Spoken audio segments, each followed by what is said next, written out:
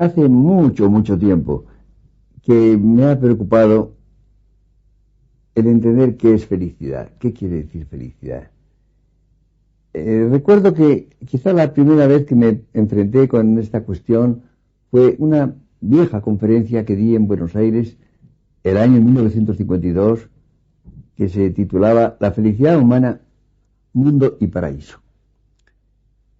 Y después he vuelto a tocar ese tema muchas veces y he escrito un libro entero que se llama La felicidad humana, bastante grande, por cierto. Yo definía la felicidad como el imposible necesario. Expresión que parece paradójica. La felicidad es imposible, la felicidad en este mundo es imposible. Y es bastante fácil de demostrar, no hay gran problema en demostrarlo.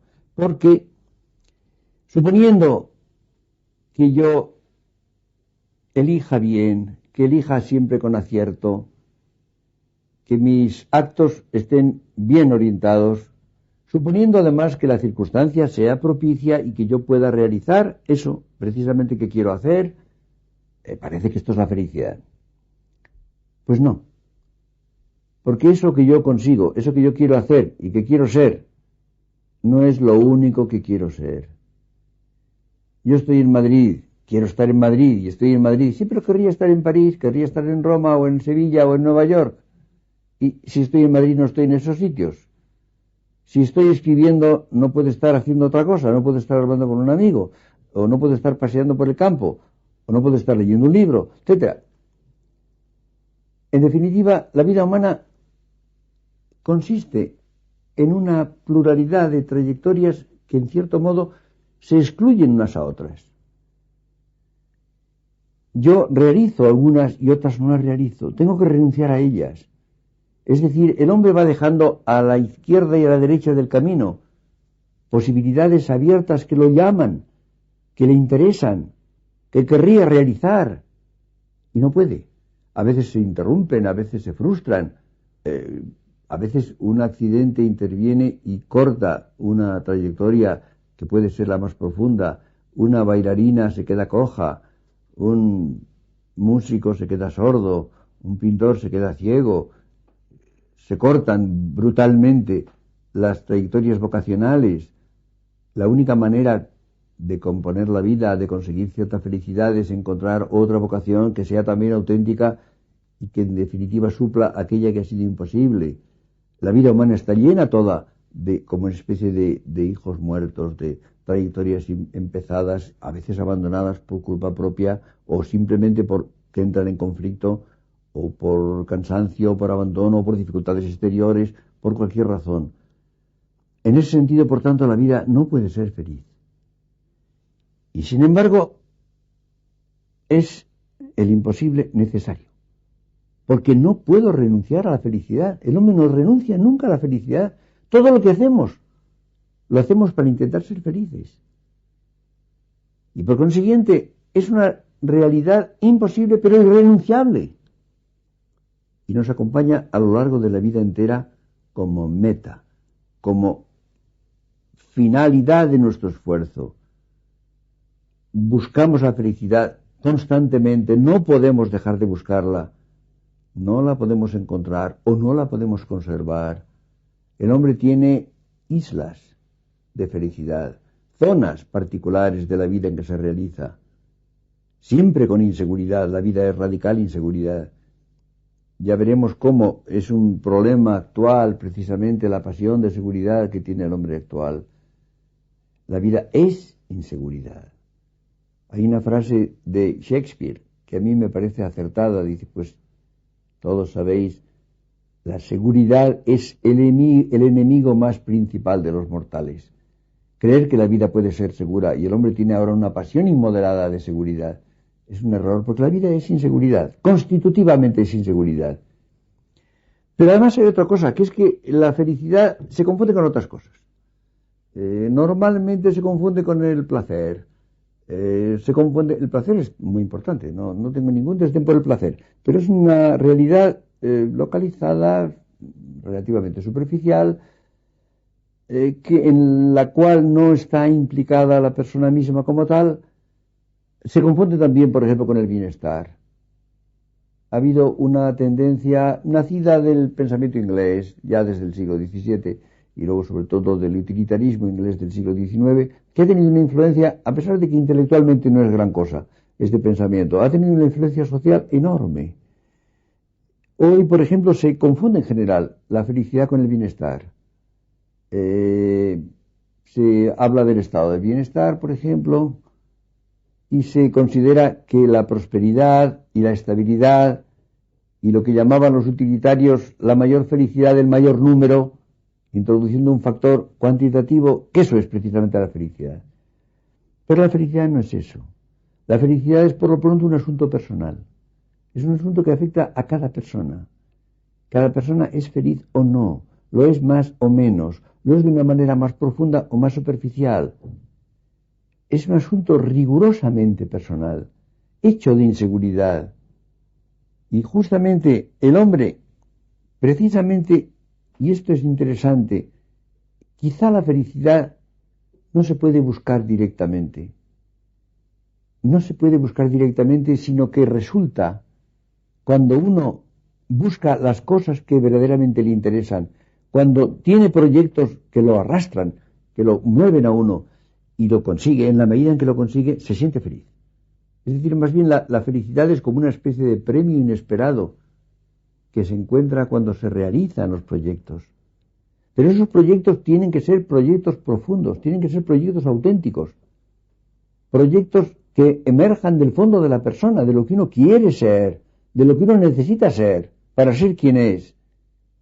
Y esto es quizá la raíz más profunda de la crisis de la felicidad. Yo no estoy nada seguro de que el hombre actual, a pesar de que vive en muchos sentidos mejor que en ninguna época de la historia, sobre todo en los países occidentales, el hombre tiene unos recursos incomparables con los que ha tenido el hombre en cualquier otra época. Incluso la mayoría de los hombres en estos países tiene un tipo de nivel de vida, por ejemplo, que no tenían ni los magnates ni los reyes en otras épocas. Las condiciones de vida del hombre medio de los países de Occidente son superiores a las de la minoría más extensa de otros siglos. Se viven en condiciones que no hubieran podido ni soñar los hombres de épocas anteriores, incluso hasta el siglo XVIII. Pero el problema está en que precisamente haya una renuncia a lo más personal. La mayor parte de los hombres se contentan con ciertos bienestares, ciertos placeres que se mueven precisamente en los planos relativamente superficiales de la vida. Y esto deja una profunda insatisfacción. Yo creo que la mayor parte de las personas no se atreven a ser felices. Esto es gravísimo. Y no se atreven a ser felices por lo siguiente. Tienen miedo a la inseguridad. Tienen miedo a la infelicidad. Si yo me pongo a una carta, puedo ganar, pero puedo perder. El hombre en general tiene miedo a eso.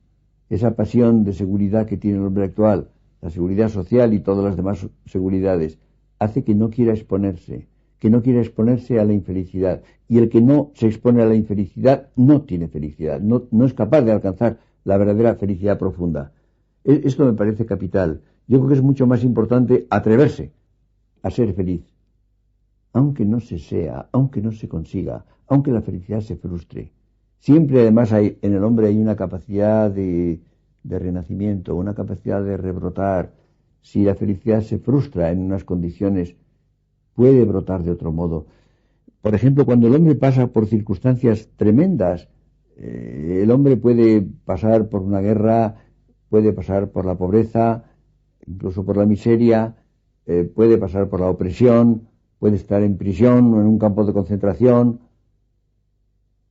Yo he dicho una vez que un título de honor del hombre es poder encontrar en la desgracia una brizna de gracia y encontrar momentos felices en circunstancias enormemente duras y penosas. Esto es capital. Yo creo que eso sí, es una posibilidad permanente que tiene el hombre, y a eso es a lo que llamo las islas de felicidad. Pero esto nos llevaría a una consecuencia que es ineludible, y es que la fuente principal de felicidad son las personas. A lo que nos da felicidad son las otras personas.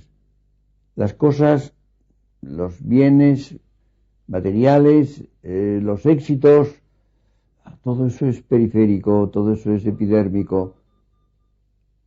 Lo único que nos da felicidad verdaderamente son las personas. Y entonces, claro, esto quiere decir que la felicidad está ligada a la condición personal del hombre y a la capacidad de proyección del hombre sobre otras personas, a la condición amorosa del hombre, que es condición absolutamente capital para que la felicidad sea posible. Y esto, claro, da un coeficiente también de inseguridad, porque, claro, la relación de las personas es problemática por ambas partes. No solamente por parte del que podemos llamar sujeto, sino porque del que recibe esa atención, o esa proyección, o esa forma de voluntad de alcanzar la felicidad. Esto es decisivo.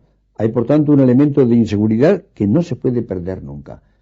Hay un hecho minúsculo y que, por ser habitual, no se suele tener en cuenta, y es que la vida humana se interrumpe todos los días. Es decir, que la vida empieza cada día. Hay unas horas de sueño y nos despertamos y empezamos un nuevo día. Y quizá lo más radical, lo que diferencia más la situación del hombre, es que cuando nos despertamos a la felicidad o a la infelicidad. No hay situación más radical que esa. En ciertas condiciones nos despertamos a la felicidad habitual.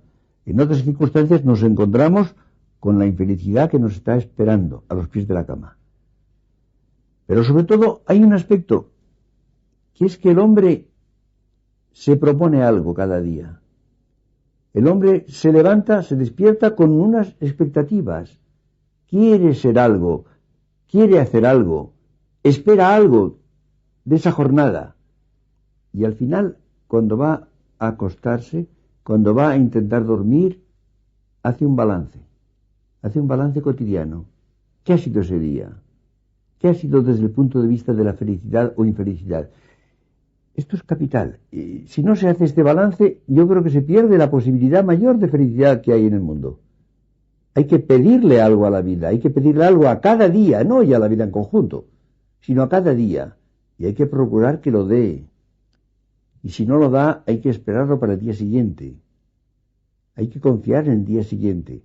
Yo creo que esto da una estructura, diríamos, cotidiana de la felicidad, que es absolutamente importante, porque es la realidad que tiene en cada momento.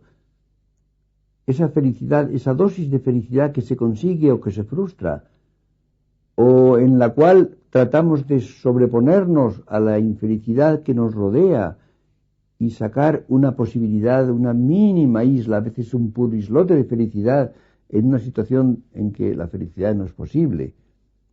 En esto consiste precisamente la lucha del hombre, lo más dramático de su vida y lo que es, yo creo, fundamental y de lo que se deriva a última hora el tesoro de felicidad que el hombre puede tener a lo largo de su vida, muy especialmente en la juventud. Yo creo que el joven tiene no ya derecho, tiene obligación de tener la mayor alegría, la mayor felicidad posible.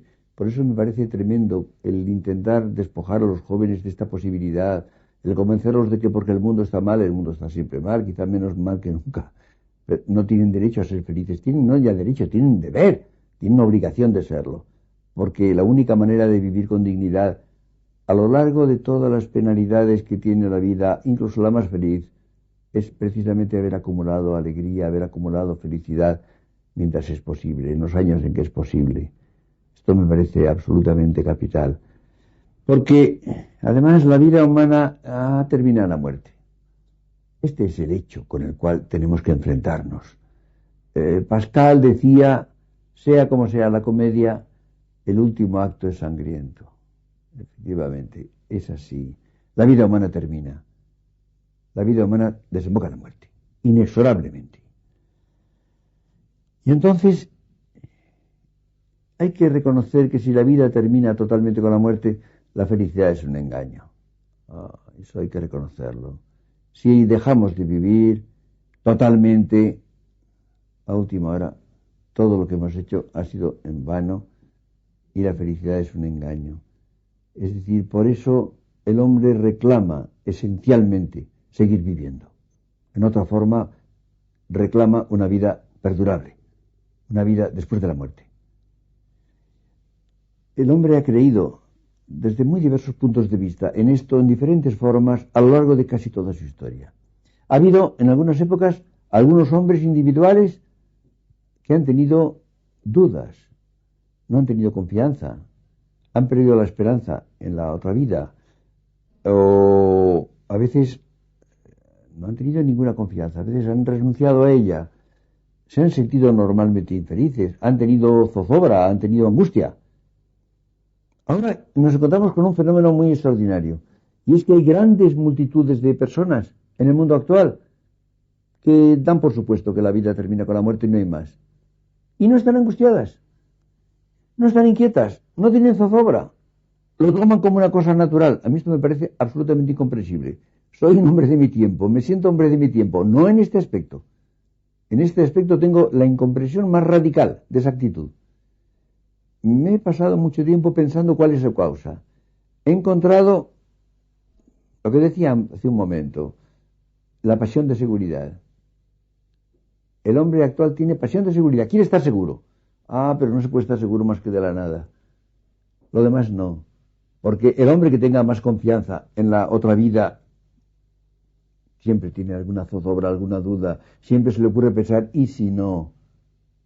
En todo caso, aun suponiendo que alguien tenga una fe profunda, una confianza profunda, intelectual o religiosa en la otra vida, en la perduración, tendría sus dudas acerca de su destino. Aun suponiendo que fuera tan optimista que creyera que iba a ser feliz y venturoso, tendría que preguntarse, sí, pero ¿cómo será? ¿Cómo será esa vida? Es decir, la inseguridad permanece siempre. Y el hombre no quiere inseguridad, prefiere decir nada, no hay nada. Pero hay una razón más profunda todavía, y es la escasez de amor.